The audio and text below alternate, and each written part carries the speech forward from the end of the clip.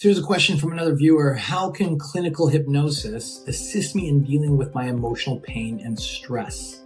Well, clinical hypnosis, basically what that does, it allows you to tap into your subconscious part of your brain, or some people call it the unconscious part of your brain.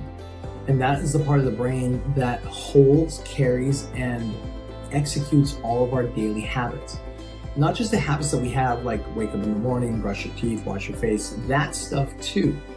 But it also has the ability to control how we respond to everything and anything that we have in life. That includes, things that you feel love from, things that you feel happy about, and also things that make you feel sad, angry, depressed, hurt, guilt, shame. The list goes on. If it's an emotion that comes out of you without you trying, that's the key factor here, where you're not trying to feel a certain way, it just kind of comes out of you. That is in your subconscious or unconscious part of your brain. It's also because the unconscious is massively bigger than the conscious mind.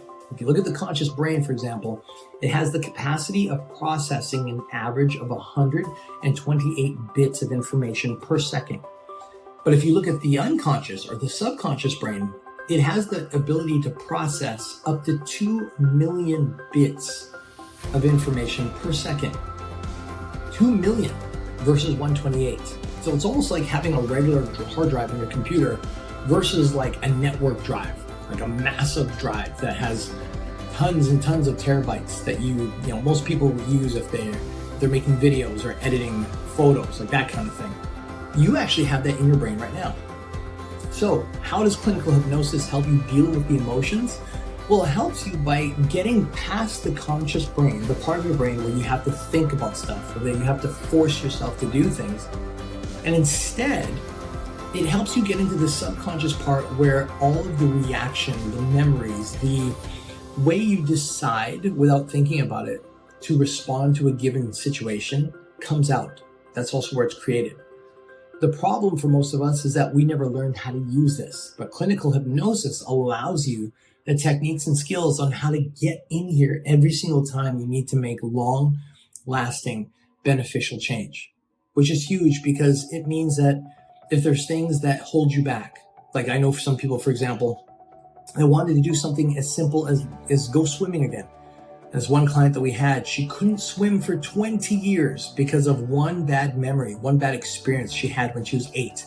And she came to us now, she was over 30 years old. Clinical hypnosis allowed her the ability to release the emotional triggers, the negative triggers from that old memory. And instead, it allowed her to feel normal, neutral, what we call neutral, where you don't really have an emotional attachment to that old thing in the past. So what did she do?